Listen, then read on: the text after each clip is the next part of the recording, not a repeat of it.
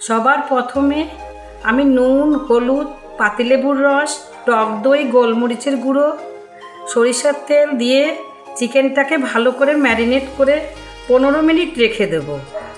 এই ফাঁকে আমি জোগাড় করে ফেলবো গোটা টমেটো, গোটা পেঁয়াজ, কিছু ডুমো পেঁয়াজ, গোটা গরম মশলা, তেজপাতা, কাঁচা লঙ্কা ও শুকনো লঙ্কা বাটা।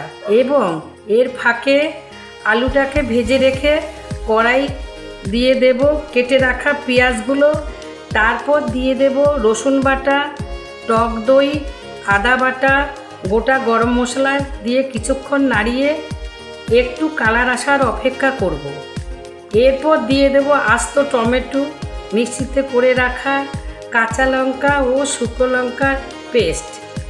এরপর হলুদ গুঁড়ো, লঙ্কার গুঁড়ো দিয়ে আবার একটু নাড়িয়ে নেব।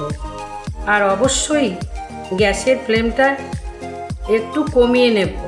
তারপর দিয়ে দেব জিরে গুঁড়ো আর কালারের জন্য একটু কাশ্মীরি লঙ্কার গুঁড়ো। তার সাথে দিয়ে দেব গোলমরিচের গুঁড়ো। তেলটা একটু ছেড়ে আসলে তাতে দিয়ে দেব কয়েকটি তেজপাতা এবং তারপর এখানে অল্প অল্প করে ম্যারিনেট করা মাংসগুলো কড়াইতে দিয়ে ভালোভাবে নেড়েচেড়ে কষিয়ে নেব।